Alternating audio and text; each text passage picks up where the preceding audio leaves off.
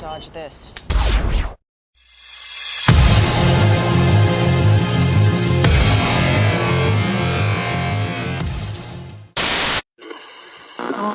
One world currency. The New World Order. Those are the roots of trouble.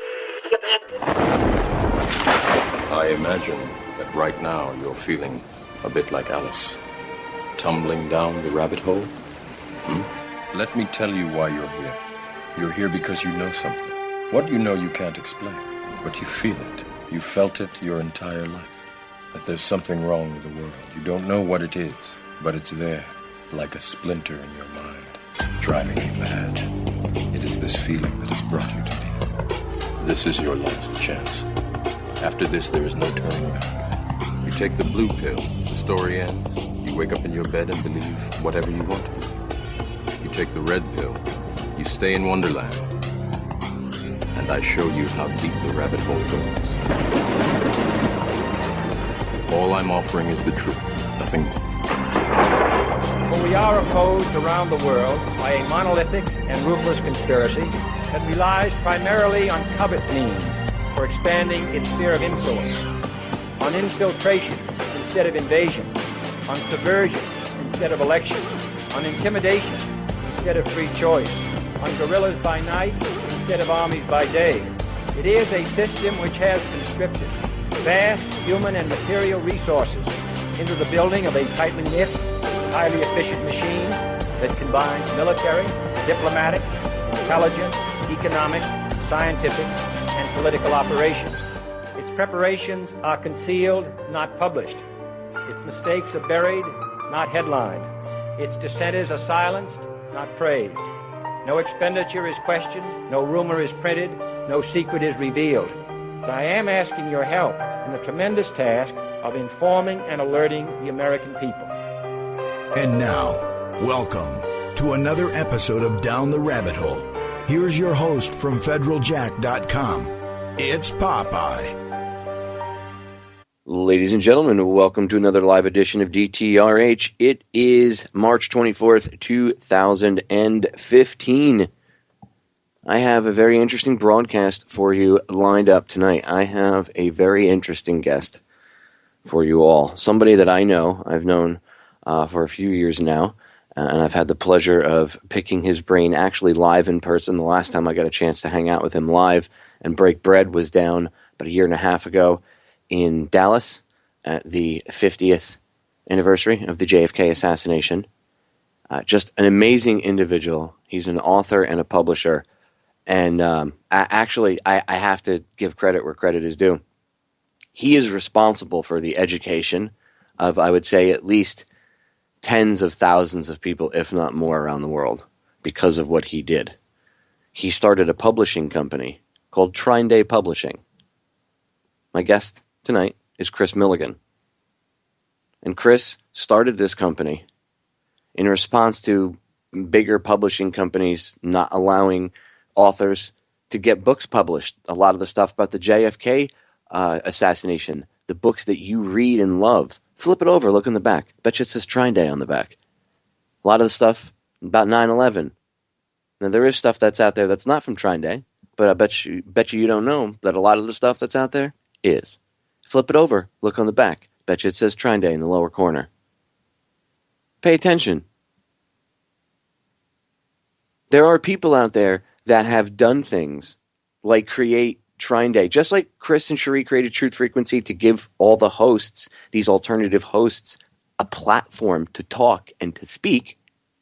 Well, Kris Millegan did the same thing with Trine Day for authors. He is directly responsible, ladies and gentlemen, for educating tens of thousands of people. Okay, and that's one of the, Chris is a friend of mine. I wanted to bring him on anyway, but that's why I wanted to bring him on and showcase him tonight for 2 hours and talk to him. I want to pick his brain a little bit about his background, about Trine Day itself. He wrote a book called Fleshing Out Skull and Bones. You should really read it. We're going to talk to him tonight a little bit about the killing of the king, what Kennedy's assassination was, which is one of his, I would say that, the Kennedy assassination, Kris really knows a lot about, but the killing of the king ceremony is like his specialty almost. He knows a lot about it. Smart guy. If you don't know what I'm talking about when it comes to the killing of the king and Skull and Bones, go read his book, Fleshing Out Skull and Bones. Investigations into America's most powerful secret society. You can get it over at trineday.com. That's his website. Ladies and gentlemen, without wasting any more time, I want to bring to the air my good friend, author and publisher and truth teller extraordinaire, Mr. Kris Millegan. Kris, welcome to the broadcast, brother. Golly Wally, I tell you, he said some awful kind things about me. Thank you very kindly. And, we all do our bit. I mean, you do your thing. And what my good friend Anthony Sutton told me many, many times, he says, don't think that you yourself are going to be able to pull these people down, but all of us together, working together, their evil will just fall down because it just can't be continued. I agree. If we come together as a team and we work together as a cohesive fighting unit like the Spartans did, we will overcome any of this evil stuff. I have no doubt about it. So I wanted to first give you a few minutes, Kris, to give you some time just to explain to the listeners a little bit about yourself, give them a little bit about your background and what got you in to, being an author and looking into Skull and Bones and producing what has become, in my eyes, one of the most powerful publishing houses out there. Random House, whatever. So they sell all these mainstream books, whatever. Your little publishing house is more powerful than any of those big ones, I would say, by a mile. So let's give the audience a few minutes of what made Kris get into this. Who is Kris Millegan, and what drove you to do all this? Well, it's a bit of a long story, and I'll kind of shorten it if I can. Basically, it was because of my daddy, my father. He got involved in intelligence as an 18-year-old kid, as an exchange student to the University of Shanghai. Was working with the State Department. Then before the war, he was supposed to go to Switzerland in 1939 for advanced studies. That didn't happen. He ended up in D.C. in the basement of the Library of Congress, working first for COI, Wild Bill Donovan's first organization, then OSS. And he was working there under Archibald MacLeish, who was Skull and Bones and OSS. And then he got involved in deep politics in 1943 when he got drafted. And they decided to use that, and they sheep-dipped him basically into the military, put him into G2 because OSS, who was basically the executive office of spies, they wanted to spy on MacArthur. They didn't trust MacArthur, and a gentleman this other gentleman that was there in the Philippines with MacArthur. He's a German, is his real last name, and so he went to the Philippines and got involved there. He went to Manila before the troops did, and was working with the guerrillas and put the puppet government's library into their hands, and he got sued by the Japanese government for that. Got given a Legion of Merit by the American government, and then he went. MacArthur got upset because they were helping the guerrillas set up their government, and they put a bunch of the collaborators in jail, and these were Douglas MacArthur was raised in the Philippines, and these were some of his friends. So they moved my dad out of the Philippines to head of research analysis for the invasion of Japan. And the guy who took my dad's place in the Philippines was a gentleman by the name of Colonel Lansdale, who was heavily involved in counterintelligence activities. And then also a couple weeks into his time in the Philippines, Lansdale ran across the gold, which is another subterranean story of our history.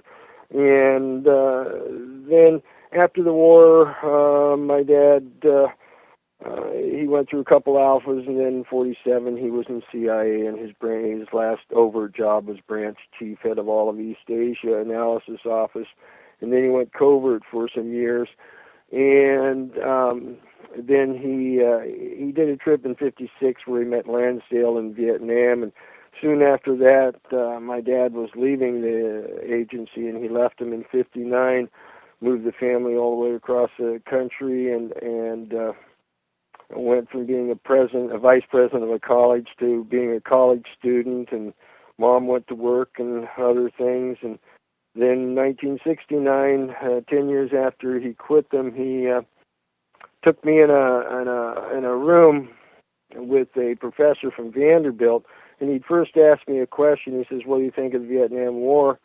And I gave him a flip answer. I said, "You had some sack of hand grenades and threw them.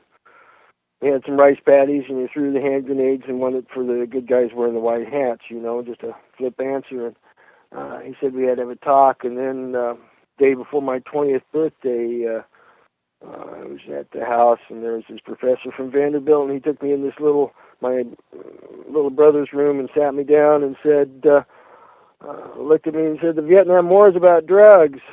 There's these secret societies behind it." And I'm thinking he's talking about mafia, and then he says, "And communism's all a sham. These same secret societies were behind it all. It's all a big game." At that time, I think my dad is nuts, and he's talking about drugs. I'm a teenager. I know more than he does. This is the late 60s, and then this little light bulb comes on my head, and I think, oh, my dad's having a drug talk with me. He hadn't had the other one with me. I already had a little kid and was married and had a record store and was putting on dances, so I kind of was waiting for my dad to tell me to stop smoking pot, because I was growing my hair long, smoking some pot, and he said, but he didn't. He just kept talking about his intelligence career and told me the history of his intelligence career, and then started talking about how Vietnam was a loose scenario, and then they started talking about psychological warfare and propaganda and stuff, and it soon became very apparent that I had no idea what they were talking about. And I had some other conversations with my dad and some arguments and stuff, and one thing that was brought out, he told me one time, he says, they're out to opiate your whole generation. And so I just, I say I was married and working and doing things. I just kind of went on with my life, and that kept in the back of my head. And then I was reading a girly magazine there in the late 60s, early 70s, and there were a lot of stories about the Kennedy assassination, and then a new thing that I started calling CIA drugs. And I remember reading in some article about the Kennedy assassination. They were listing a bunch of different theories, and then there was kind of like a throwaway line, and said some people talk about the involvement of secret societies, and that brought back the conversation of my dad a lot, and I really started to think about it, started to research it all, and I remember going out and telling some people what I was thinking and some things my daddy told me, and somebody looked at me and said, "Well, you're a conspiracy theorist." And I kind of scratched my head and said, "Well, what's a conspiracy theorist?" And so that's kind of what started me on this. Well, I mean, you do have a very interesting background, and just the fact that your father actually knew Ed Lansdale. I mean, that's interesting. That's just an interesting piece of history in and of itself. For most people that don't know, that maybe don't research the Kennedy assassination, Lansdale's name comes up repeatedly, especially when researching Colonel L. Fletcher Prouty, and you hear Prouty talk about Lansdale and who Lansdale was. And I've done shows about it and stuff. You can go look into that. It's a whole side issue. You can spend 2 hours talking about Lansdale. He's such an interesting character. But that's it's interesting that your dad knew him. Yeah. My dad was in OSS and G2 at the same time. Okay, at that time, and so they had to get somebody else that was in G2. and OSS at the same time, and there was very few of those people because it gives you access to two sets of books, And Lansdale happened to be one of those persons. He later changed from being in the Army to being in the Air Force, but at that time he was in G2 and in OSS, so that's why they sent him. And then he used to come over to the family house, and when it was because of him that my dad quit, and Lansdale, if you read, actually one of Posner's first book about the triads, and he gives a story in there about Lansdale. Well, when the French left, after Dien Bien Phu, or however you say that, the French intelligence didn't leave the Golden Triangle. And Lansdale kind of asked them to leave, and they said, well, we're kind of here with our Corsican mafia buddies, and we aren't going to leave. So he went and got his own Corsican, and they had one of the very few real, shooting wars between Western intelligence agencies. And he went up there and took over the Golden Triangle. And then my dad went on this trip in '56. I was just a little kid, and we were told that he was going to write this book, and him and my mother and he went out, and we were dropped off at our grandparents' house out here in Oregon, and they were gone. And then I didn't really kind of figure things out to a great deal until I came across Anthony Sutton's book, America's Secret Establishment, in 1988. And during the, Bush campaign, one of the presidential campaigns. And I came across that book, and all of a sudden that made sense of what my daddy had told me about the communism and it all being a sham and it being a big game, because it just didn't. I had a real hard time, getting my head around that and understanding that, and it's not something that's real cut and dry either. I mean, it's just like they have their hooks pretty well into this country, but they don't control everything, and they had their hooks pretty well over there, but they don't control everything, But they were able to, for the most part, make it a big play. But this '56 trip, after my dad died, I was going through his papers, and at that point in time, I was doing a lot of study of CIA drugs, and I was very interested in Chiang Mai, Thailand, because it's a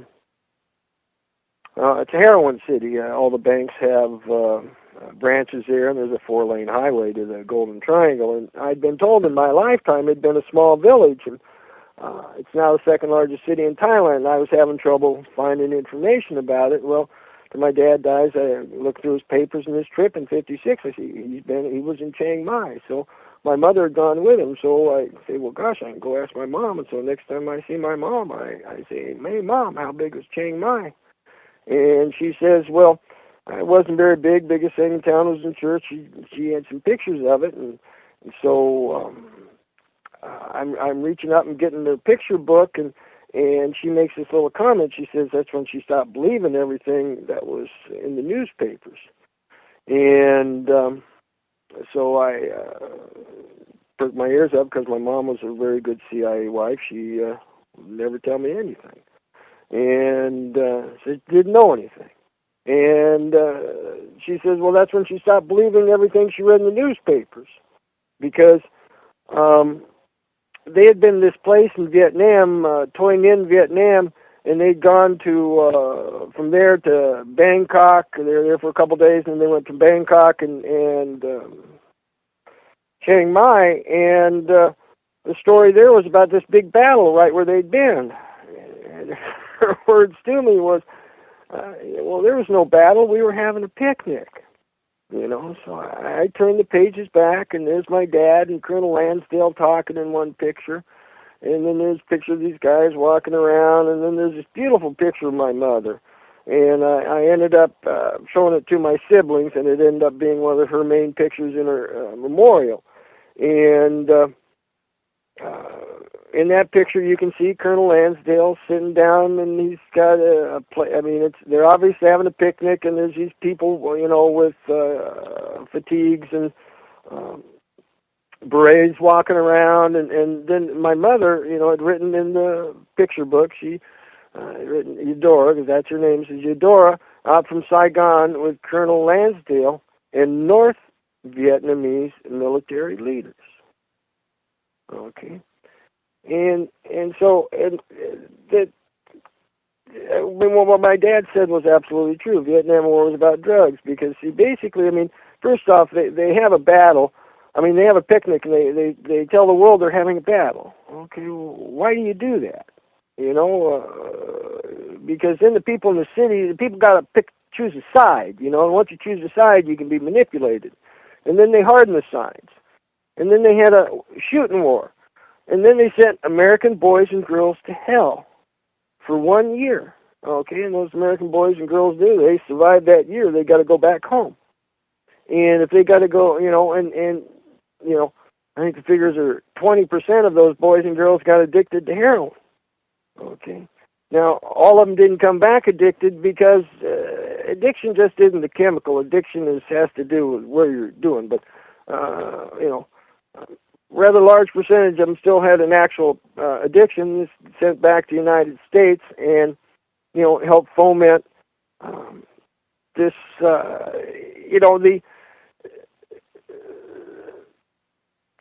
there are some,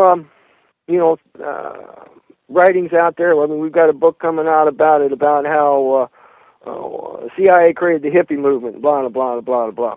And to a certain extent, there's some truth to it, but there's also some nuances where the dynamic didn't go the way that they wanted to. I mean, kind of the dynamic you might think of as the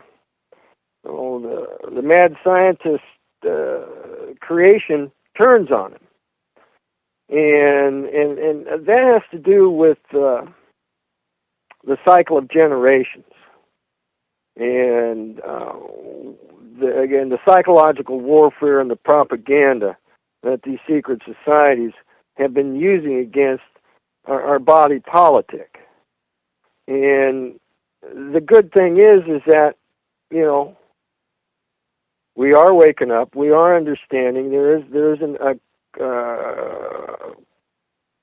understanding coalescing, and we are creating a new media, okay, because that's their basic control right now, is through that virtual control of being able to shape the debate and to, get people to fight each other and get people to hate each other and all this crazy stuff that they do with their psychological warfare. That's exactly what they're doing. And that's why, Trine Day is extremely important, Kris. What you do with it is extremely important.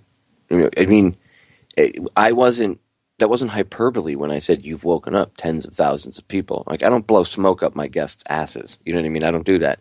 You have literally woken up tens of thousands of people. If it weren't for you, all those authors wouldn't have a voice. And how many individuals has each one of those amazing authors that you have woken up? I mean, that's amazing. Well, and I stand on shoulders. I stand on the Constitution.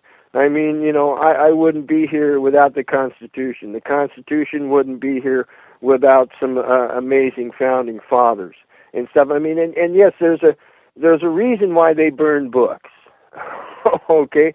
And yes, and quote unquote, they have tried to put me out of business. I've had to go to federal district court. Matter of fact, I still owe the lawyers $12,000, and they just sent me another bill.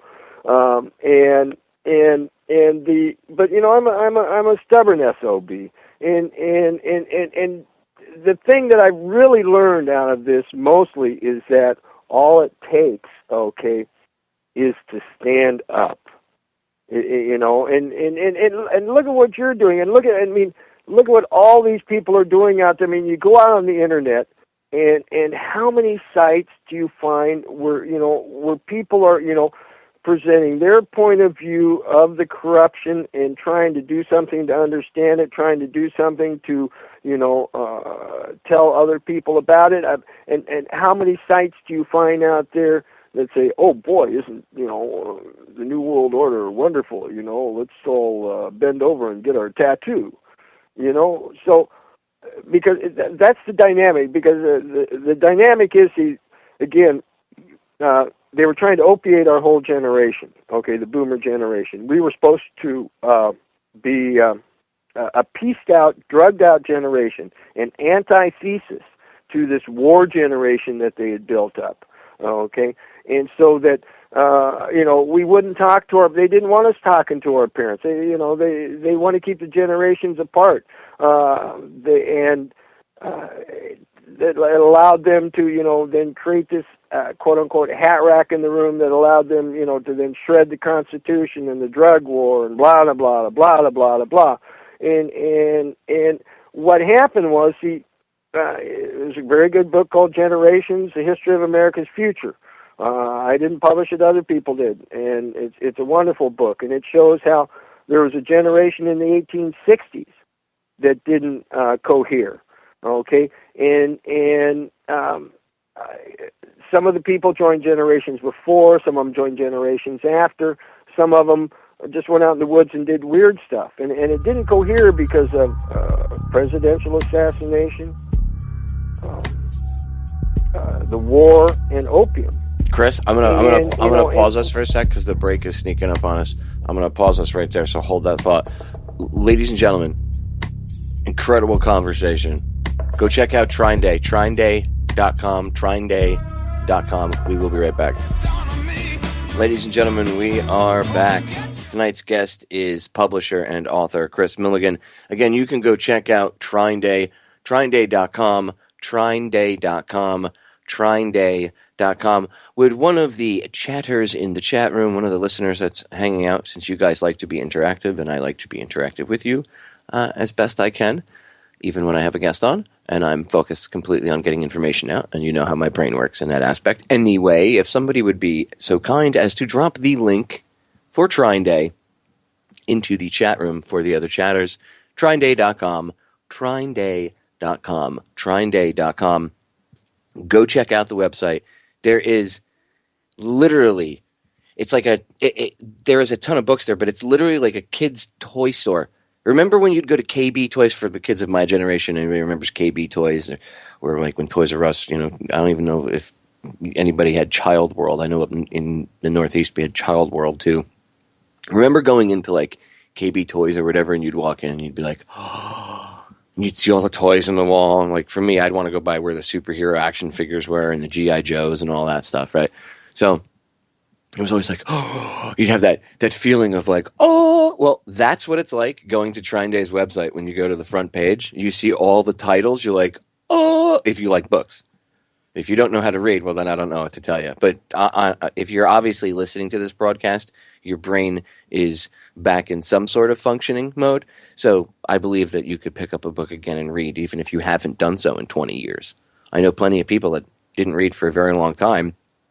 And I've purchased books from Trine Day before as Christmas presents in the past, and then, handed them to the person as a gift, and they go, what's this? Oh, it's a book. Maybe you should try reading it once in a while. When was the last time you read? Oh, it's been a while.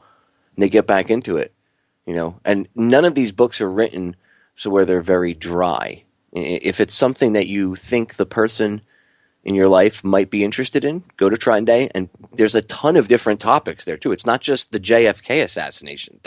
There's a huge amount of books on that, but there's other things there too. So I urge you to go check out trineday.com.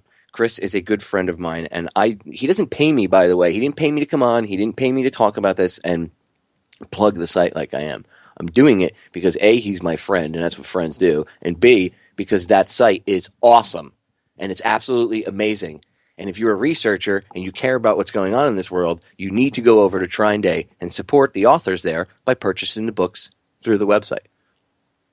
Best thing you can do. And also, I'm going to have Kris really quick throw out a whatever information, because you heard him say that they've fought a legal battle with the government. And That's costly.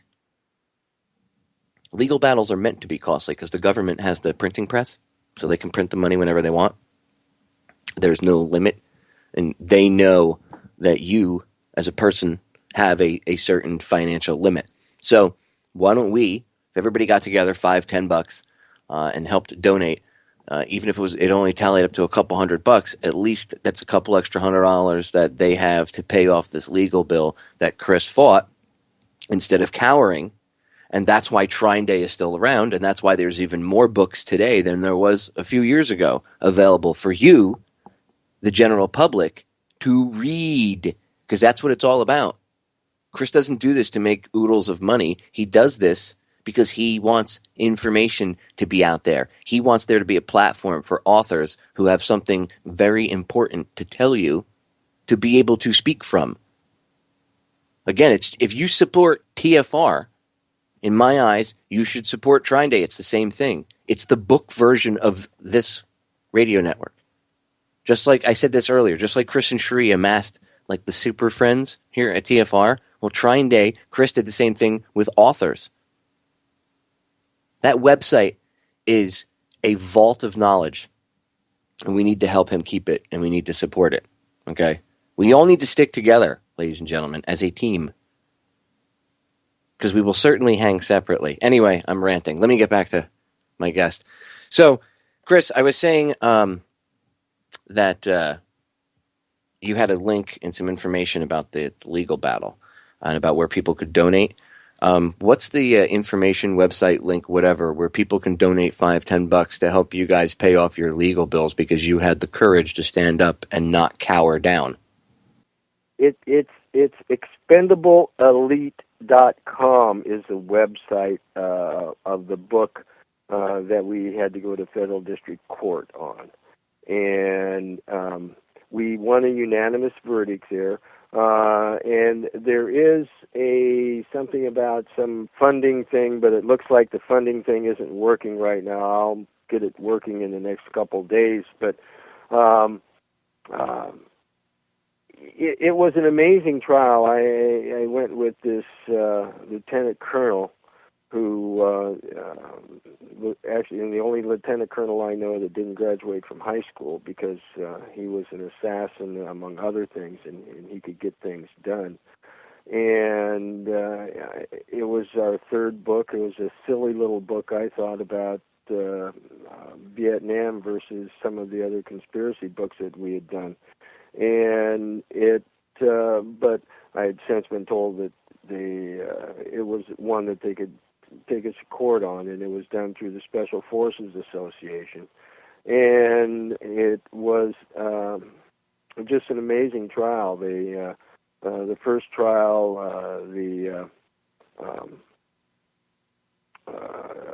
attorney on the other side faked a heart attack so there would be a mistrial declared because they figured we wouldn't have enough money to come back and do it, because nobody had ever taken these people to court before. I mean, Special Forces Association had shut down a report from CNN, okay, the one about them using nerve gas possibly against Americans in Laos. And the interesting thing about that story, I mean, basically how they did Special Forces Association attorney got a hold of a friend who got a hold of Henry Kissinger, who called up the head of CNN, and CNN then declared their reporters to be bad people and the story to be, bad. Well, it wasn't reported later on that the two producers of that story ended up suing CNN and won big judgments and still stand by the story today. Okay, but the thing that we did was we actually took these people to court. They would just go around and shut down stories. And, it came to me and says, where does the Special Forces, where does it say in the Constitution that the Special Forces Association is supposed to, dictate what the American public is allowed to read and see? And so and I mean, I was told directly from these guys that Special Forces isn't supposed to talk to reporters. Reporters aren't supposed to talk to Special Forces, and the American public is not supposed to know how wars are fought in their name. And so, you know, we actually went to court, and we went to court in Charleston, South Carolina. Okay, this hippie from Oregon and this lieutenant colonel from upstate New York. And we got a unanimous verdict from the trial. And they were trying to say that we had libeled these people and it was all fiction and stuff. And we said no, and we stood up for it and won. And you know, most people think that when you win a court case, you get your attorney's fees. Well, that is the law in Britain, but it's not the law here. You have to sue these people. And how the Special Forces Association went around their suit was they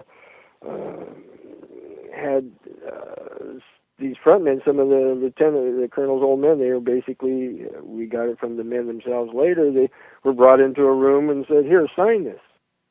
And so we didn't want to go after them because they were just being tools anyway, and it cost a whole bunch of money just to do that. So it basically ended up costing us about $180,000, and knock on wood, we got it all paid back, but about 12. So a thing that people could do would be just to buy the Expendable Elite book, the Victory Edition that we have at TrineDay.com, and because that has a whole nother 100 pages tacked onto the original book that tells the story of the trial and whatnot, and it's I found it very intriguing, and you know, someday I hope they make a movie out of it, because it had its dramatic moments. And you know, speaking of movies, you know, I mean, here's how the secret societal system controls the world. It's a leviathan of 3 levels, and each level has 3 parts. And the top part is mining, metal, money.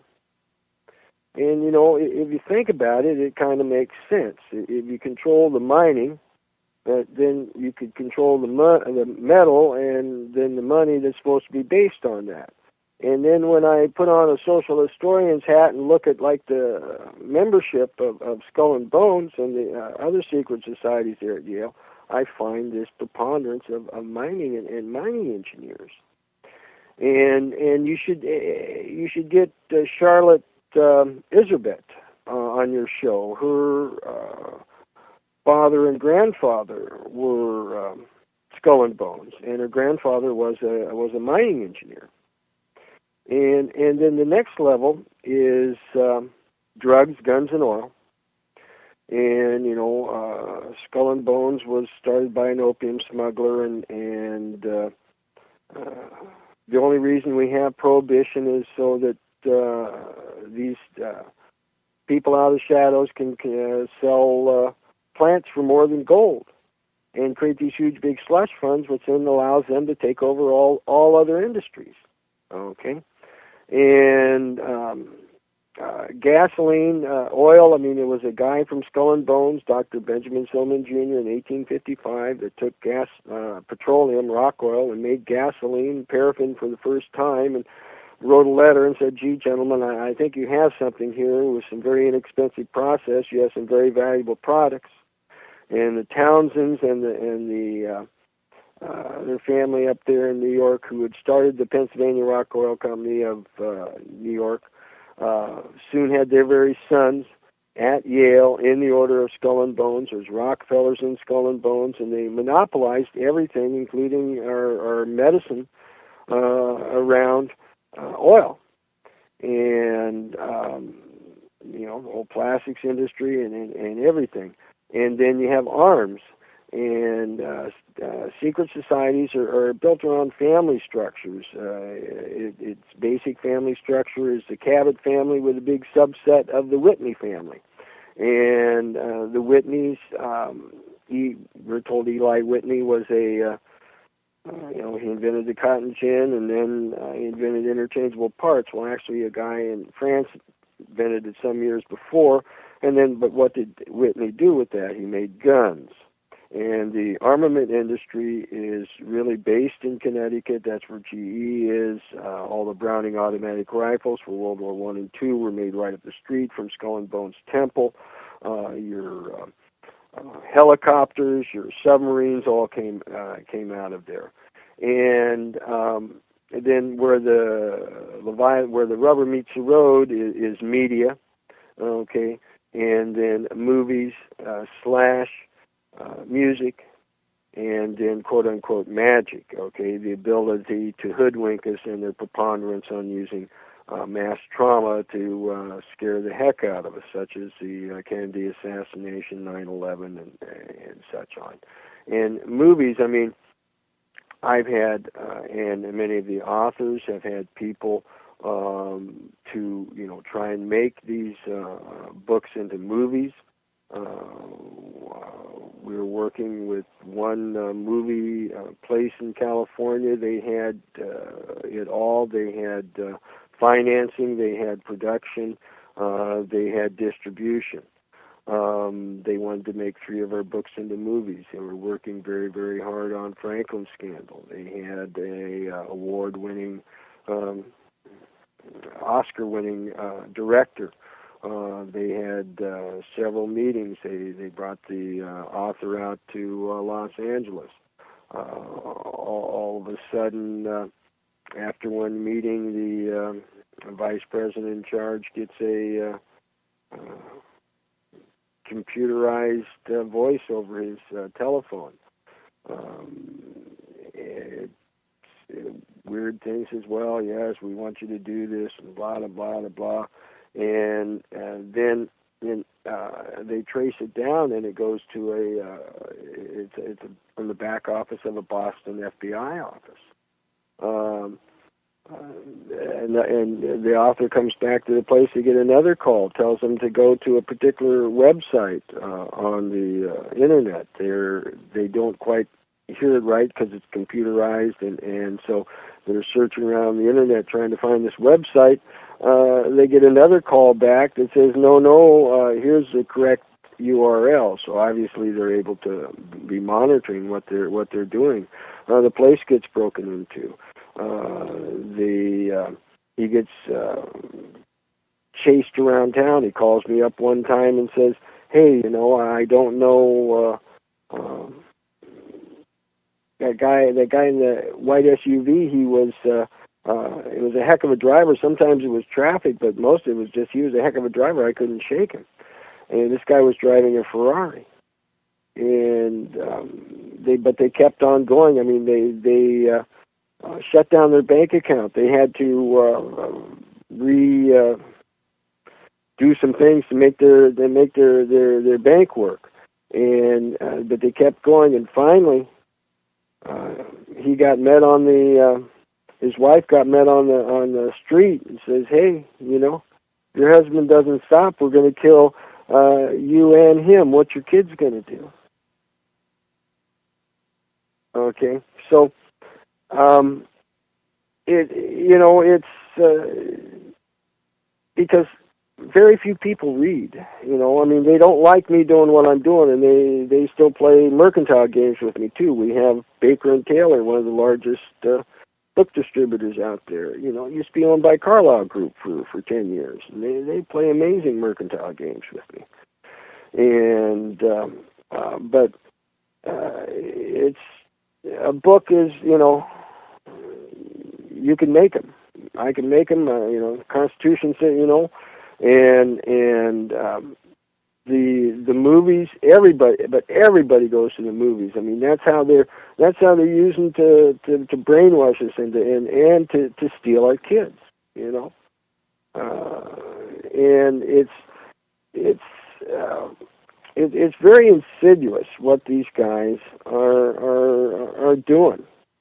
And one of the first things they did was in 1805. You have Johann Wolfgang Fichte in his third address to the German people says, we're going to take your children and we're going to teach them what and how and when to think. And this is the Prussian education system, because the Prussians the princes were all upset because Napoleon kicked their fanny, and, they wanted the peasants to, care more about the princes than their potatoes. And so they started taking kids by bayonet point, okay? And they found that the classical education, you were taught logic, you were taught dialectic, you were taught dialogue, you were taught rhetoric, and you were taught civics, and you were taught these things so that you could stand on your own 2 feet and not be manipulated. Well, they found out that if they took the classical education, broke it apart, didn't teach you a bunch of the subjects, taught them for about an hour, and put bells in between, they could then create a false construct around us. And, excuse my language, they've done a pretty darn good job. And a lot of it has been through Rockefeller. He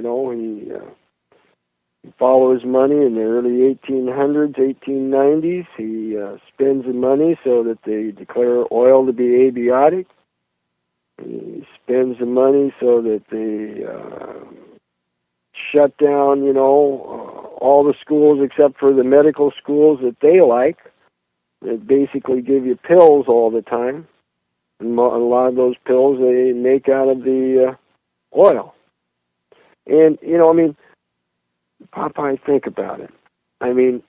Tesla is a great guy, right? And they don't even teach us about Tesla, right? But we're living in the electricity that is being produced here is being produced out of technology that's well over 100 years old. Okay? People have come up with other ways, and the reason we go to the oil store is because they own it. Just amazing. I got a book. It's out there now that I strongly recommend too. I strongly recommend all my books, especially ones about the Kennedy assassination, Daniel Estlin's books, all of them. But we got this one called "Secret of the Three Bullets." It got sent to me from Italy, written by this top investigative journalist in Italy and a top physicist. And it's presented as fiction, and I can understand why, because it gives out all kinds of quote-unquote secrets, in that cold fusion is real. Cold fusion works. Okay, cold fusion got hijacked and put aside because it has military applications where they're making, they can make these mini nukes, these bullet-sized mini nukes. And it's just because there's a secret society system that is involved with politics and economics, okay? And then there's also a secret societal system that's involved with science. And you had the same thing in Germany, and you have the same thing here. In here, the secret society built around science is called Berzelius. And it's had a very interesting place there in New Haven. And if people, I guess you can go on Google Earth and look at New Haven and look at these tombs. They're amazing. And they basically they're places where you quote unquote perform Western ritual magic. Okay, and Skull and Bones. They're if you look at magical structures, they're sorcerers who practice death magic, and they believe by killing people they get power.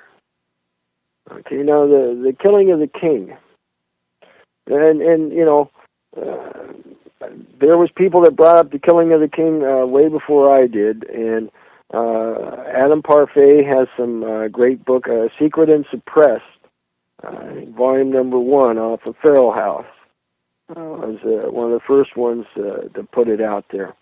And this gentleman, I can't think of his name right now, did some amazing research on it. And the basic premise is that you kill the king, you take his power. Okay, now there's a book called On Golden Bough, and it's written in the 30s. There's several different editions of it, and it describes the occult ritual of the killing of the king, an old tale from antiquity. And the other part of the Kennedy assassination is that, you see, they, especially if you were alive then, I mean, you got to watch it happen. And let me tell you, when you watch something happen, it's different than reading about it, you know. And you watch them through time life, which again were organs of this occult machinations. Okay, it started by Henry Luce. Okay, who's a member of the Order of Skull and Bones, and he had a whole bunch of people of the Order of Skull and Bones there. Okay, and they took Kennedy and they built him up to this Camelot to be this big virile king. Okay, in our minds. Okay, and that was you kill the king, you take his power, and you do it on an occult significant day. It was done on 11/22. And if you read any books about classical numerology, one of the main meanings of 11 and 22, and there's no numbers between them, and there's no numbers higher than them, is mastery and supermastery. So if you kill the king, take his power, and everybody knows that you did it, and you're sitting there at happy hour just clinking your glasses, and you're doing it in a way that you're silently telling the people that you're the masters, then they silently learn, well, let me see, if they're the masters, then we must be the slaves. And when you read people like Anthony Sutton, he then talks about how Hegel was talking about Frederick Hegel, George Frederick Hegel, this philosopher. Kris, I'm gonna cut you off because the break's sneaking up on us. Hold that thought right there, because we'll pick up with the killing of the king right on the other side of the break in 3 short minutes. Ladies and gentlemen, do not go anywhere. Amazing interview. Kris is a vault of knowledge. Go over to Trine Day, support the network, buy the books. We will be right back. Ladies and gentlemen, we are back with hour number 2 here on tonight's live edition of Down the Rabbit Hole. I'm your host, Popeye, from federaljack.com, popeyeradio.com, and, of course, here at DTRH. By the way, before I forget to tell everybody this, I want to remind people, if you go, the easiest way to get to the downloadable archive section, if you go to Federal Jack, when you're on the front page of federaljack.com, there's a huge banner right up at the top. It says federaljack.com, and right next to it, there's one in green that says popeyeradio.com. The solutions to our problems are an inside job. Click it. It'll automatically bring you to popeyeradio.com, and that's also the literally the link, the URL that'll bring you there. So it's very easy to remember, popeyeradio.com. All of my archives are there. Every podcast, special thing I've ever done, guest, anything I've ever done audio-wise that's been put up on the internet that I've gotten finished is there. And as I get caught up on older stuff and anything I do, I put it up there. So keep checking in regularly. It's all there. But I encourage you to download it all. It's all commercial-free, high quality. Please, it's there for free for you to download it. That's why I do this show. I don't get paid for this. I don't make any money doing what I do. This is like, I used to be a volunteer firefighter for 6 years. I consider this doing the same type of job. Okay? So go download the shows for free. Listen to them. Educate yourself. You'll hear me have guests on. I've had Charlotte on. Kris mentioned her earlier. You all know, if you're a regular listener, Charlotte's a good friend of mine. I've had her on, 5, 6, 7 times? In fact, I have another interview that I did with her. Probably about 6, 7 months ago. I did it right before my wife passed away, and then I kind of got sidetracked, but I'm going to be airing it in the next few weeks because I usually interview Charlotte off air because of the time difference, right? I did another interview with her. All about, we touched a little bit on Skull and Bones, but we got deeper into the education system. She talked about many of the same things that Kris brought up tonight. See how it all connects? So go back into that archive section and download those shows. It's important because when I have guests like Kris on and we talk about something, it's not just having him on and him bringing up information, but the information he brings up, it connects and dovetails with all this other stuff that I've talked about and these other guests I've had on. It's important to understand the much larger picture. I don't want you to stand a foot away from the painting and stare at it because you're going to have this myopic view. It's like if you look at Rembrandt's paintings. Okay, if you've ever been to the Rijksmuseum in Amsterdam, I have. Okay, if you go to the Rijksmuseum and you look at Rembrandt's paintings, some of his paintings are so huge, they take up an entire wall. I mean, they're enormous.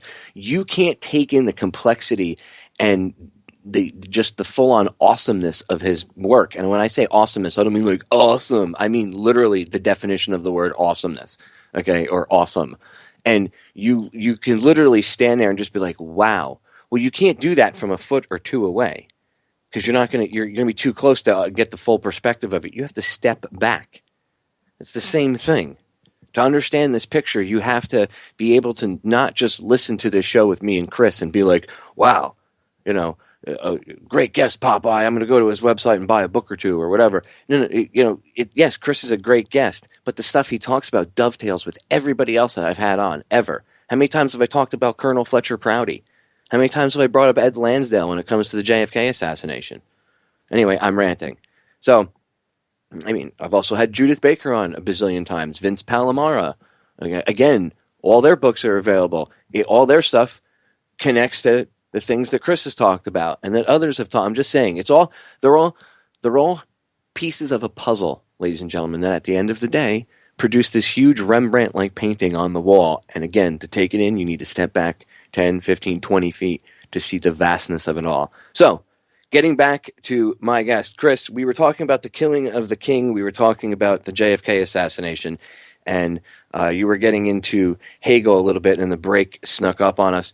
We can rewind a little bit just for the hour 2 listeners here, because there are some people that do tune in fresh. Sometimes they miss the first hour live, and they have to go back and listen to it in the archive. So just rewinding a little bit, like recapping over 30 seconds, minute, whatever.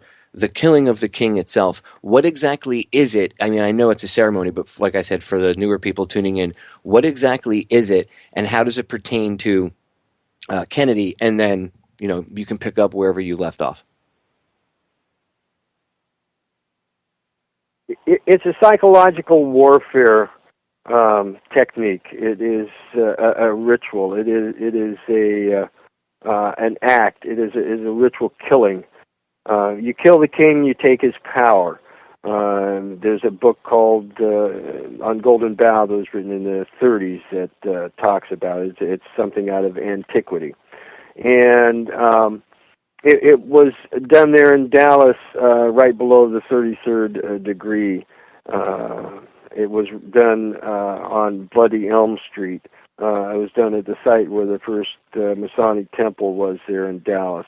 It was done in Dealey Plaza, which people haven't been there. When people first get there, one of their first comments is, gee, it's so small. And it is a ritual killing field. You have a pyramid there. You have a reflecting pond. I mean, it has occult significance there. It's a trident.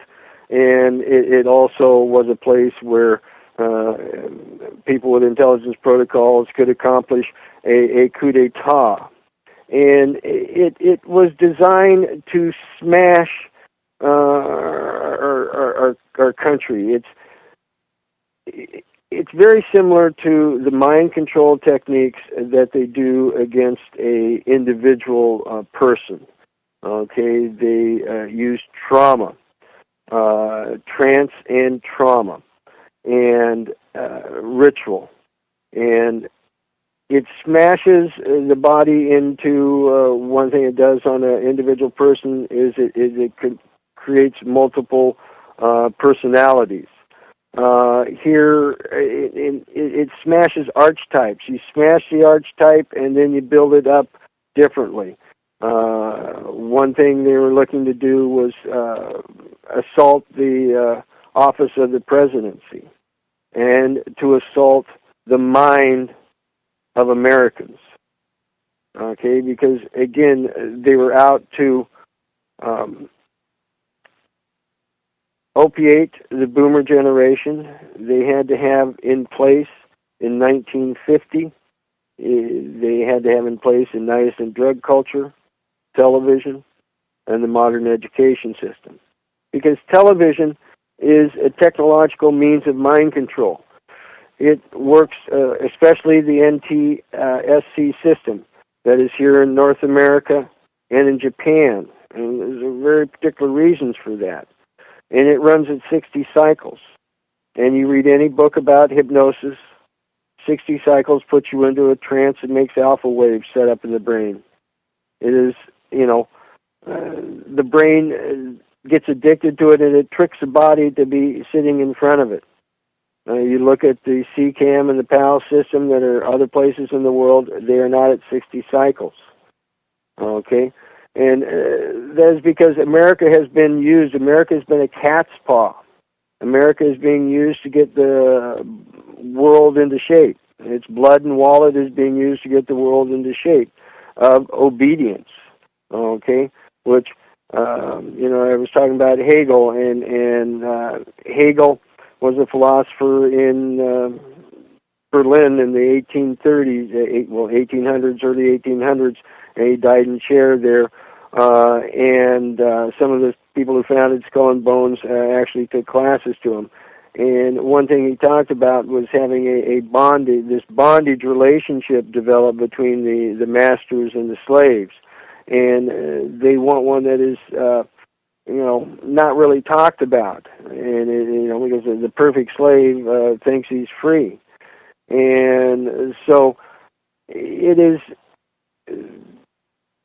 a velvet glove approach to, controlling human beings, and, with the media compliant, because, again, they have these huge slush funds, one being out of the gold market and the other one out of the drugs, and allows them to buy up all these, all the businesses. And then, where was JFK going when he got killed? He was going to the trade center, the trade mart, give a speech. Now, look how much energy they spent on directing our attention to the World Trade Center in New York. I mean, they spent a lot of time. That was basically building this archetype into our minds, that this was supposed to be the symbol of America's might and power and our trade and blah, blah, blah, blah, blah, blah. And then they have, 9/11, designed again to smash archetypes and put you into fear. I mean, it's interesting. Before 9/11, they kept up the illusion, the facade that, we don't officially kill people. Now we all know that the president has in his top drawer a list of people he's going to kill, even Americans.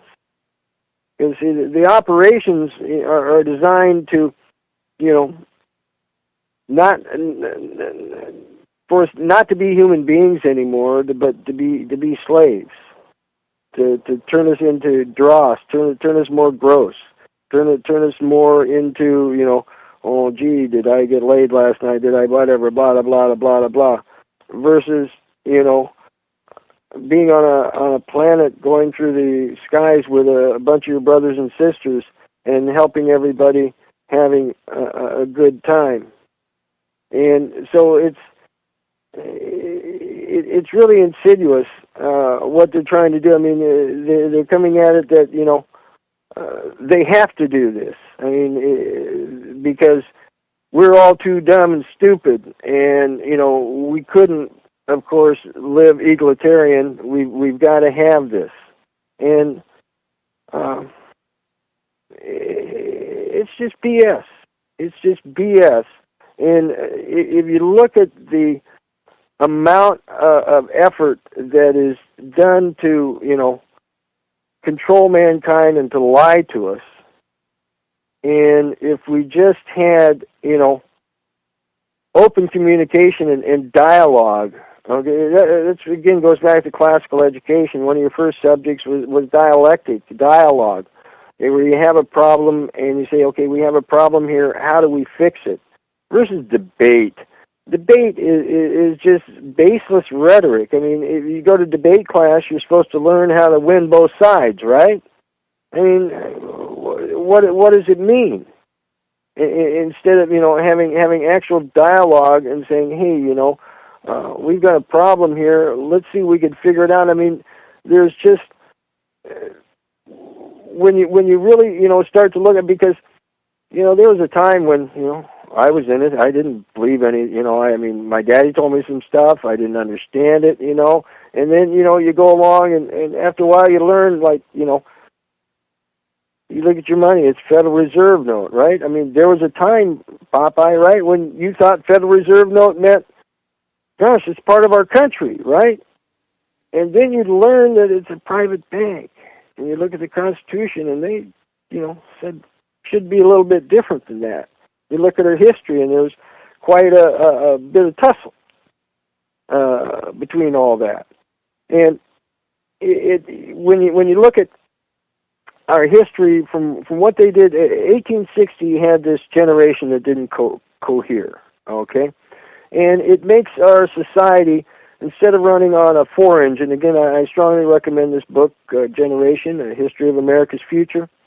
They show how there's these 4 generations that go through history together and just propel us forward. They go all the way back to the 12th century. But when you're only running on 3, it makes us weaker.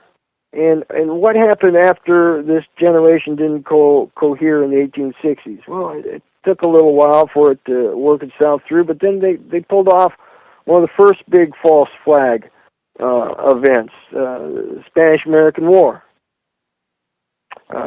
Cuba, the Maine, and it's in the historical record. The admiral did a big study on it. Oh gosh, it didn't blow up from a mine on the outside; it blew up from the inside out. Oh gee, it was brought to us by yellow journalism, right? I mean, they used to tell us that. And if you look at the history of it, we didn't go to Cuba right away, but we went to the Philippines right away, and that was because of the drugs. Because at that time, opium had become legal. These guys had lost their cash cow. After the Second Opium War, opium was legal. Well, through the Spanish-American War and through Skull and Bones, William Howard Taft, who was a member of the Order of Skull and Bones, son of one of the founders of Skull and Bones, 2 founders were William Huntington Russell of Russell and Company, which was the largest American opium smuggler, 3rd largest in the world, and Alonzo Taft. His son was William Howard Taft, the only man to be both President of the United States and Chief Justice of the United States. Well, at the Spanish-American War, Arthur MacArthur was declared the first military governor. Then they declared the war over, even though it wasn't. Mark Twain got himself in a lot of trouble talking about that. And they sent over William Howard Taft as the first civilian governor. He got asked twice by McKinley to be on the Supreme Court, which is a lifetime appointment. He turned him down. After McKinley was shot and killed and Roosevelt was president, the Roosevelts were heavily involved with the opium trade. They owned ships and were ship captains. And then Warren Delano, Franklin Roosevelt's grandfather, was the chief factor for Russell and Company in Canton for 20 years. Their fortune was built on opium. Teddy Roosevelt asked him to be Secretary of War. William Howard Taft said, okay, I'll come home and be Secretary of War. His daddy had been Secretary of War. And if you look at the historical record, what happened? William Howard Taft had made opium illegal for the first time in modern Asia in the Philippines. All of a sudden, they needed the smugglers again. And then William Howard Taft started the Hague and the Shanghai Convention, which gives us our prohibitions that we have today.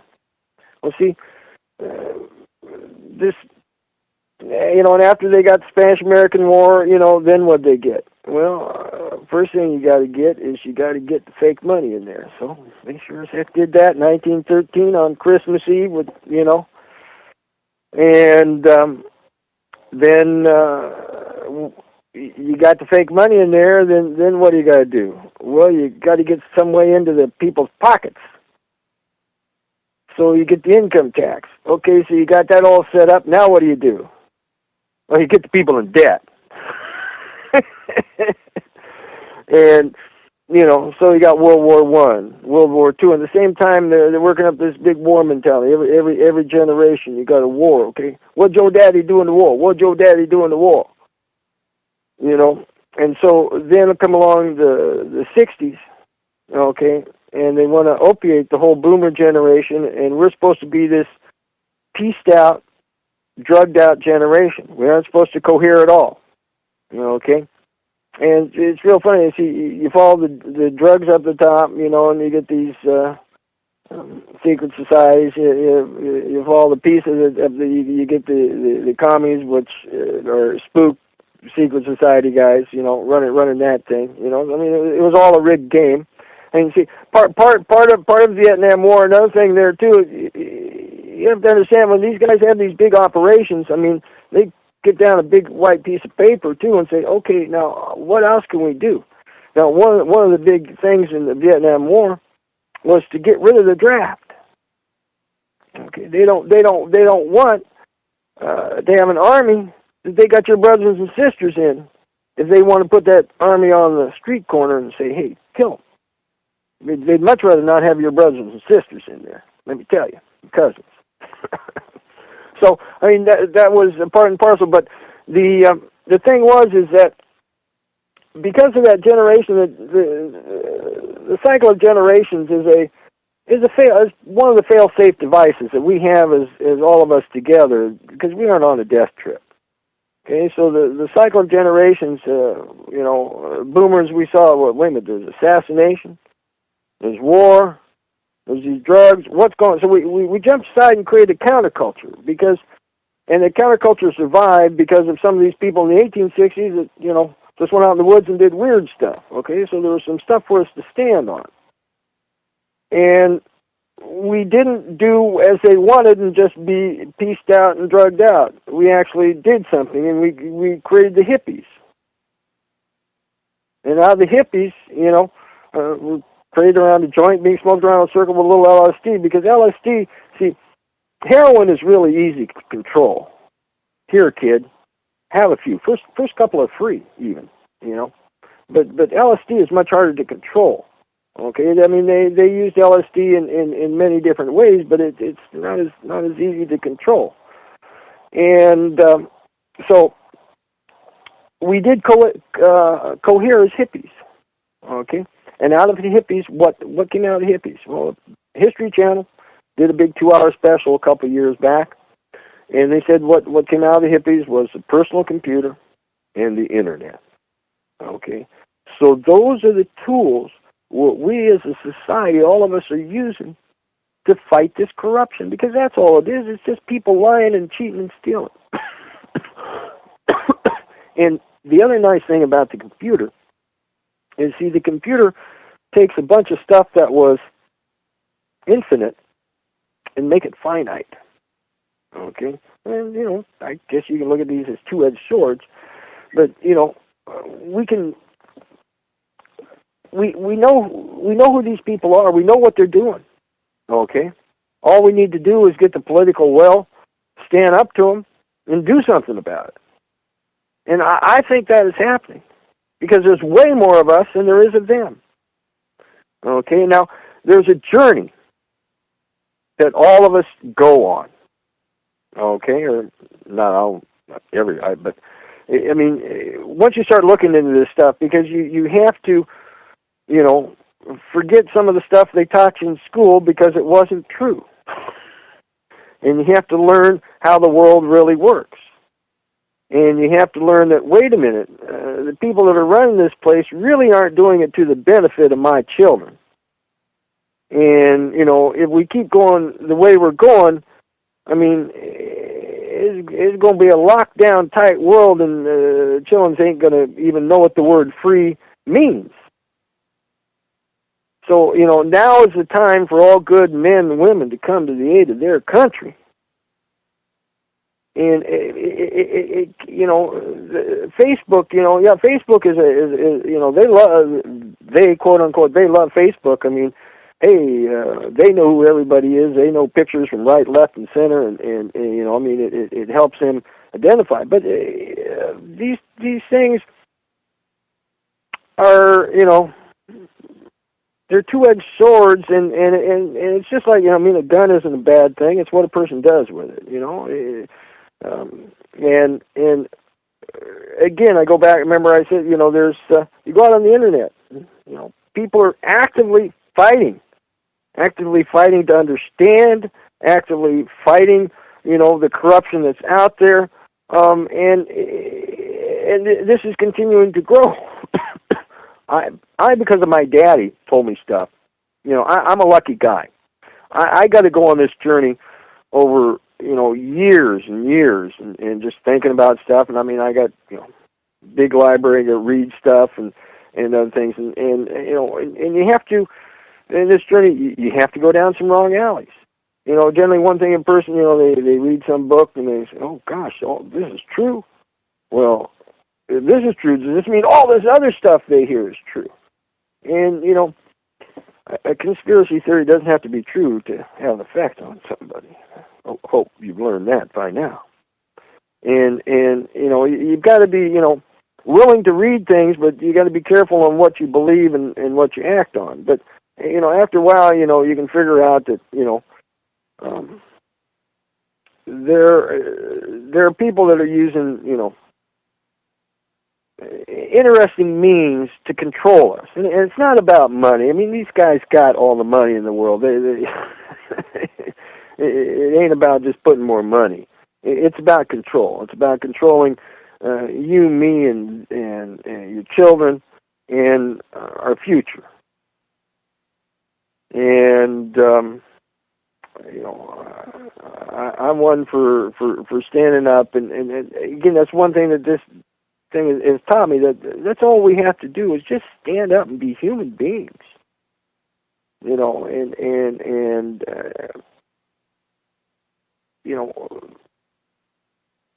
we have a wonderful world here, produced by some great spirit, whatever. We have lots of brothers and sisters, and we should and people are right.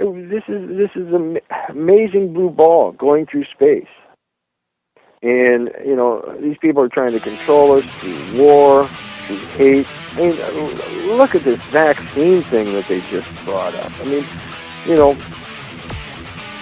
I'm 65. I remember way before there was a measles vaccine. Kris, I'm going to cut us off because the break's sneaking up on us again. Just wealth of knowledge. I'm sitting here just like, wow, he's hitting point after. We are back, ladies and gentlemen. Final segment. Wow, this show went fast. I blinked and the show was over. For real. Kris is that interesting of an individual, and that much of a wealth of knowledge that you could just sit and listen to him talk, and which I have. That's why I haven't interrupted him. And wow. You could sit here, Kris, you could have your own radio show. You could have fireside chats with Kris Millegan. And I swear to God, you'd get a bazillion listeners.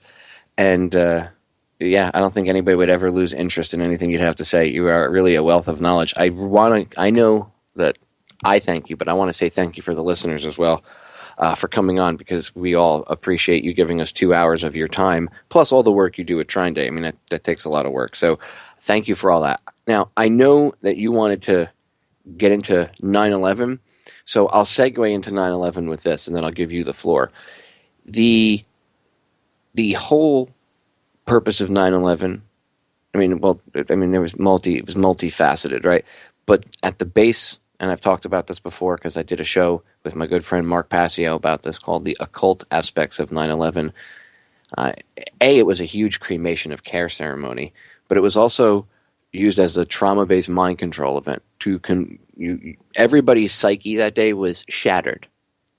And in the way our brains work on a very normal basis, and the Nazis figured this out, is that when trauma is induced like that, your brain will actually create a little compartment, and it'll compartmentalize that trauma. Now, sometimes they use that and they manipulate that, and that's how they make multiple personalities. That's why if you have someone with MPD, multiple personality disorder, that's not normal. They were abused or something happened. Okay, and that's usually manipulated into that. Again, this came about from the work of the Nazis. And this is all stuff that we adopted when we took some of their Nazi scientists over here at the end of World War II. Look up, was it Project Paperclip or Operation Paperclip, whatever. They always name it Operation or Project, but just go look up, I think it's Operation Paperclip. Anyway, it's called Paperclip, either Operation or Project, whatever. I can't remember off the top of my head right now because they go back and forth. Anyway, it's all about fear. At a very base level, it's about fear. Because the universe, as I said, works on two vibrational frequencies, fear and love. And they have to keep everybody in this fear frequency because then you're afraid, you're not thinking straight. Your body goes, as Bruce Lipton has said, your body goes from growth into protection. So that's when you get fight or flight. And your viscera, your gut, isn't getting the blood. Your gut, as I've talked about with Ben Stewart, is your second brain. Okay, go look into that. See how I reference all the past shows? It all branches into everything, right? So because you're now not thinking, you're not in growth mode, you're in protection, fight or flight, you're willing to, you're willing to accept certain things if it looks like somebody can protect you. It's all about perception. So it's all of live action play. And a lot of this stuff, yes, people really are killed.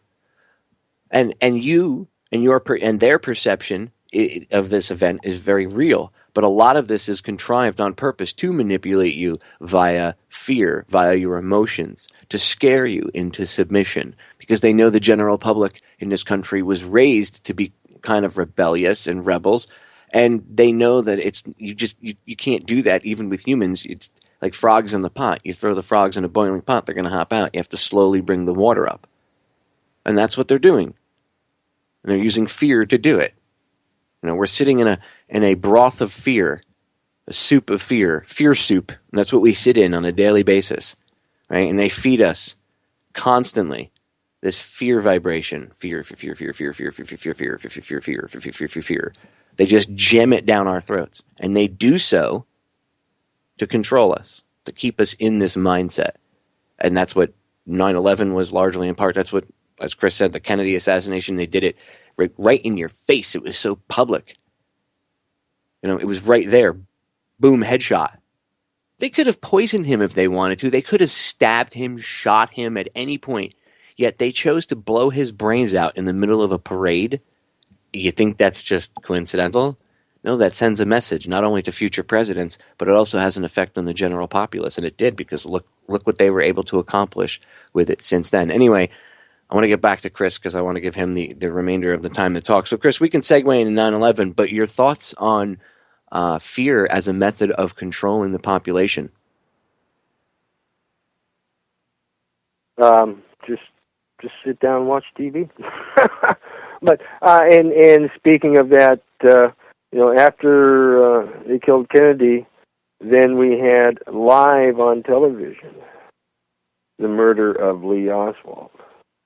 And, a large percentage of the population got to see that, live, watch somebody being shot live on TV. And, being shot, being dead, it's a big part of being of fear, right?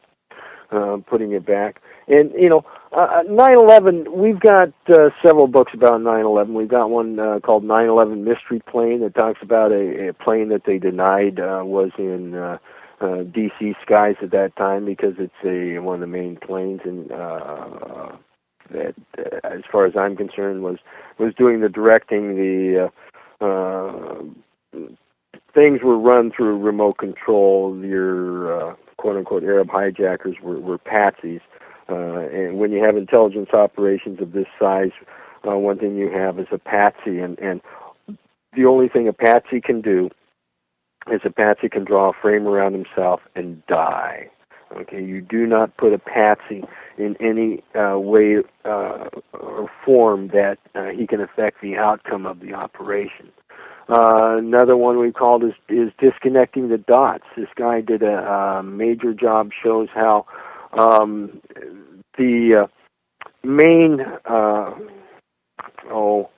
point where quote-unquote Al-Qaeda was talking through had been compromised. And nobody from Osama bin Laden from his cave up in Afghanistan had called this number for a long time. But basically this number then was hijacked and was used by our side to help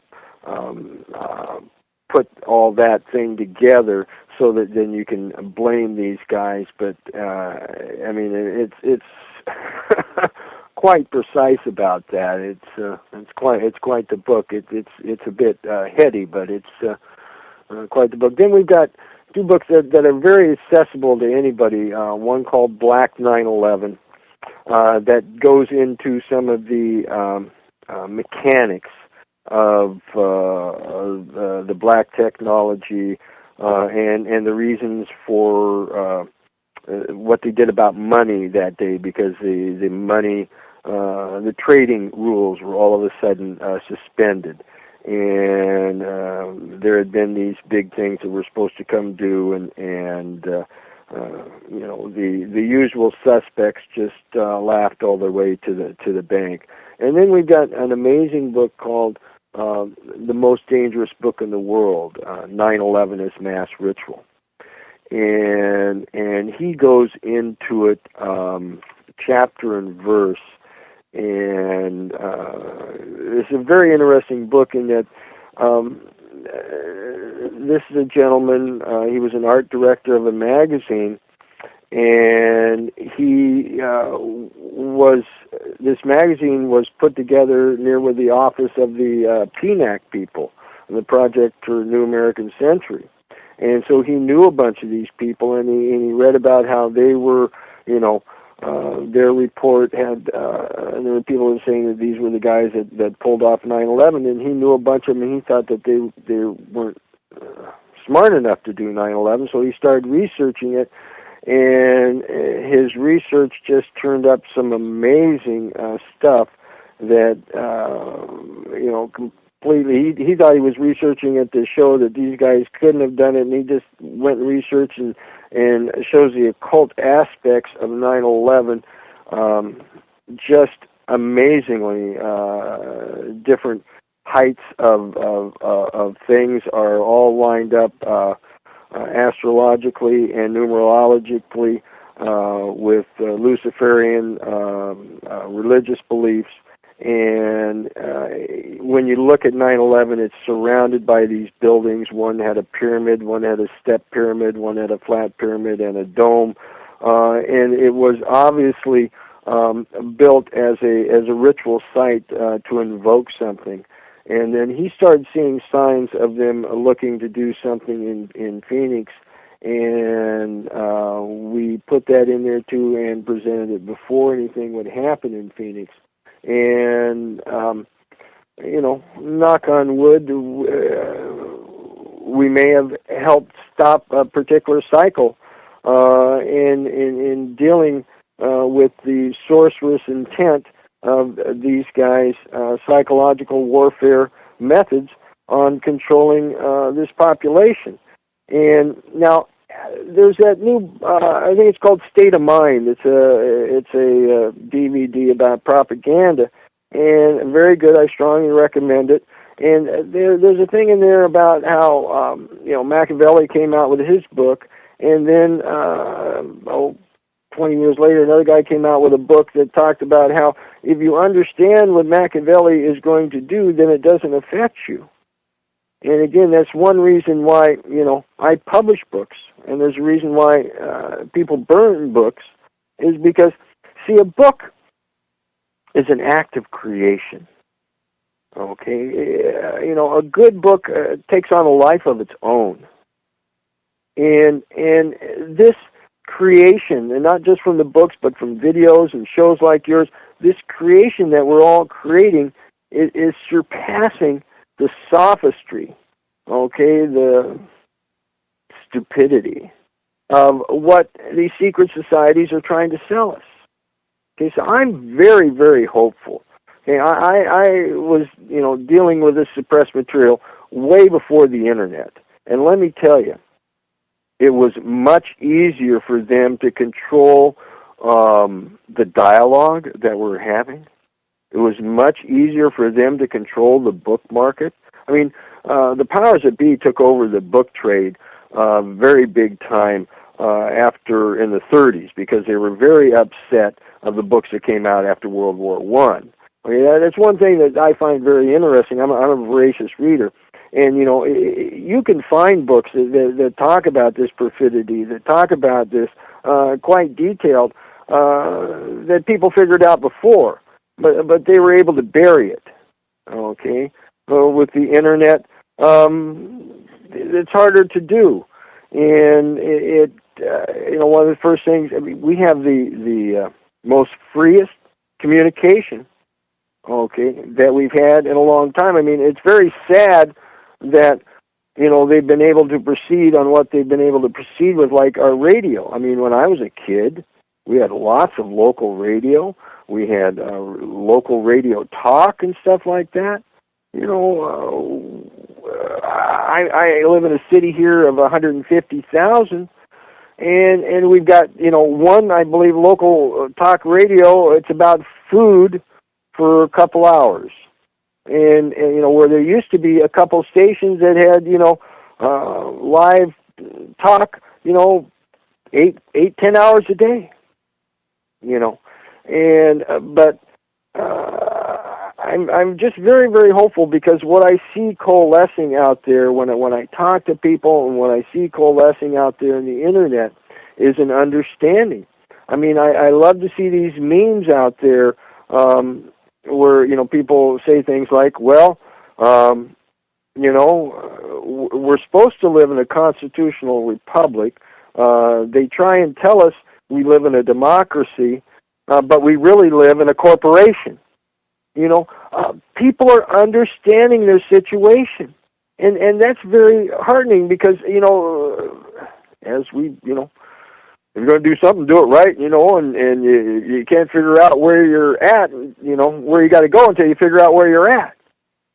And so, I really see, people understanding. And we have to, go down some false alleys and, and just try and, learn some discernment. And then, I go to conferences, the JFK conferences or mind control conferences and different things. And you'll have, what I call your kooks and your spooks.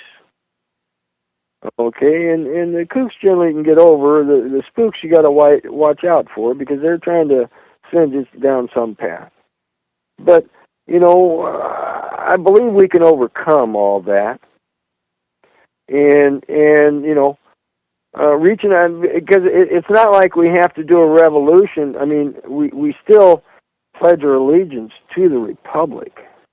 Okay, I mean, they did in 1926 stop teaching the people who joined the Army that you lived in a republic. They started telling them they lived in a democracy then because, of course, if you live in a democracy, if 51% of the people say you can't do that, you can't do that, But I really think that, we're learning. And I just feel very, very fortunate and very, these books that I put out there, okay, out of all of those, I only went out to one person and said, hey, can you write a book? All these others, people through it me. Okay? There's a thirst out there for people to understand. And the way we understand is by having dialogue, is by learning, from what other people have done, and from learning from our history. And I strongly recommend, check out the Founding Fathers. They were very smart folks. Check out our books. Check out like Oil Card from James Norman. The guy was 10 years at Business Week, 5 years as senior editor at Forbes. He stumbled across a story there. He stumbled across Fostergate. He put it out on the web. They fired him from Forbes. He came out with this book called Oil Card that shows that, the price of oil has nothing to do with these guys getting oil out of the ground. It has to do with political reasons, what the price of oil has to. Check out Daniel Eshelman's Trans-Evolution. Check out his Bilderberg. We've got a new book out called Confessions of D.C. Madam. Okay? By this guy, this gentleman from West Virginia. He's a gay guy. He moved to D.C. He ended up buying an escort service. Most escort services are fly-by-night, and he went down to the phone company and paid off all the other escort services' phone bills. All of a sudden, overnight, he became the largest gay escort service in D.C.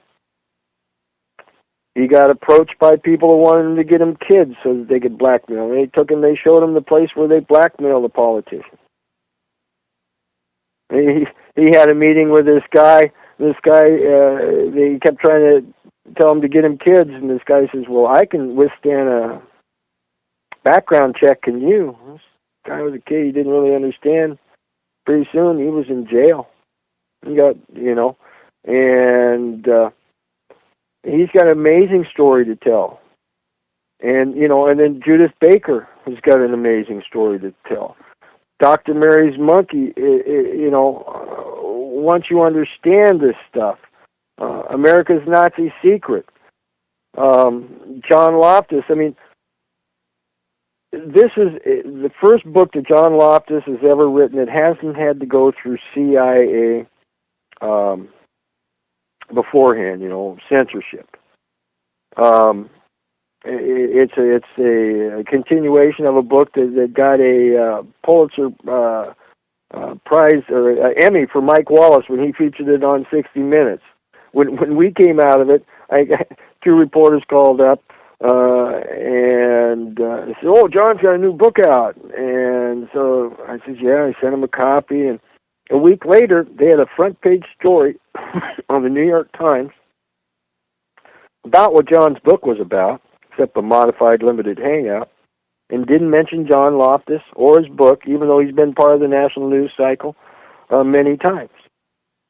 Because it goes into, they don't want people to know the truth. I've had 60 Minutes call me about books and say, "Oh, sequester that, we want to talk about it, It's BS. They're just minding the store and trying to put it off they never do a darn thing. And so, do not trust the news. What news is there to get a reaction out of you, to set you up for something down the road. I watch it to see what they're going, but just watch it with a critical eye. I'm not saying don't watch it, but watch it with a critical eye. One thing my father told me, he says, read it all. Read that you learn a lot from the myths and the disinformation. You learn where they're trying to send you, what they're not trying to tell you. And there's a big fancy quote from Thomas Jefferson that boils down to basically, if you know the backstory, they have a much harder time lying to you. So if you care about your future and your kids' future, don't just dismiss this stuff, and don't just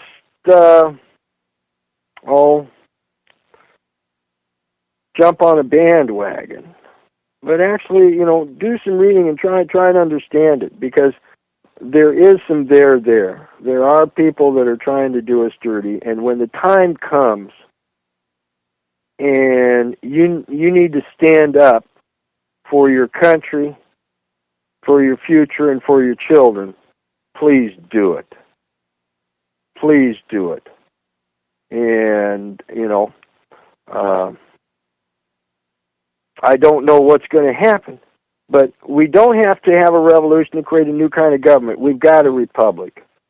We've got a republic. We need to get our country back. If you read the Constitution, it says there's supposed to be a representative for every 30,000 people. Now, that'd be darn nice. That'd be darn nice. I mean, there'd be a lot more people in Washington, D.C. They could create actual coalitions and could, not be as controlled by the few. And there's a organization called MoveToAmend.org. And they're talking about, getting rid of the corporations having personhood, which is absolutely a travesty. And that was brought to us by Skull and Bones, in 1886, Santa Clara County versus Southern Pacific Railroad. Judge Morrison R. Waite, member of the Order of Skull and Bone, Chief Justice of the Supreme Court, with in 2 sentences, with no debate, declared corporations a person, which is absolutely, insane. Tried putting a corporation in jail. So, like I say, I'm very hopeful for the future. And read books, watch videos, get educated, and now is the time for all good men and women to come to the aid of their country. Well said, Kris. I wholeheartedly agree. And just to back up your point about when you go to these conventions, there's a lot of what you would call the old word. Speaking of spies, spooks. We actually had a little game of it at the 50th, where for 3 days we would point out all day long to each other. There was a couple of us that were like, "Yeah, I think that guy is," and it was always like we would start the day off, and by like midway to towards the end of the day, we would all have chatted. And it was always this, like, you would have spotted the same person I did or that other people did. And it was always, for some reason, they just reek. You could see them a mile away. It's really, I know there are some people, like you said, there are the quote-unquote kooks, right? Okay. But the spooks are more plentiful there. There's always somebody from the intelligence services skulking around, trying to get the feel of things, trying to see what's going on. But I do agree it's good to go to these conventions because you do get a chance just to hear everything. And like you said, it's good. Look, I agree with looking into everything. If it's complete disinfo and that you feel it needs to be called out so it doesn't get used to distract people or as ammunition, then do so. But at least look into it. Don't just poo-poo it because of the title and then don't know anything about it. That's not intelligent. And I don't do that myself. So anyway, we only got about 2 minutes left. We only got about 2 minutes left. Okay, well, we're also going to be bringing back some older books, bringing them into ebook. They've never been in ebook before. We're going to bring back a Silent Coup about Watergate. It really goes into some of the machinations. And then we're also going to be bringing back Prophets of War, and which really show a lot of the duplicity that happens out there. So, and Kris, give out the title to that. Give out that title to the book really quick. That was connected to the lawsuit, so that they can purchase the book, read the book. Expendable Elite.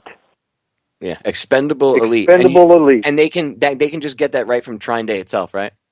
They can get that right from Trine Day, and they can get any book. I mean, get something for your money. I'm telling you, ladies and gentlemen, the last time I was helping Kris run the book table for a minute. Back at the 50th, and I purchased a bunch of books myself from him, and I think I walked away that day with like 10 brand new books from Trine Day myself. So I practice what I preach. Kris, thank you so much for coming on, and thank you, brother, really, for everything you do with Trine Day Publishing and all your work with writing your book. You really are just an amazing individual. Thank you, brother. Well, back at you, and all of us. You know, we're all brothers and sisters, and it's going to take us, and you know, let's get our country back. Well said. Ladies and gentlemen, we are out of time. Go check out Trine Day, TrineDay.com, TrineDay.com. Read, educate yourself. As I always tell you, the solutions to our problems are an inside job. I love you all, and I'll see you all again live Thursday. We're out of here.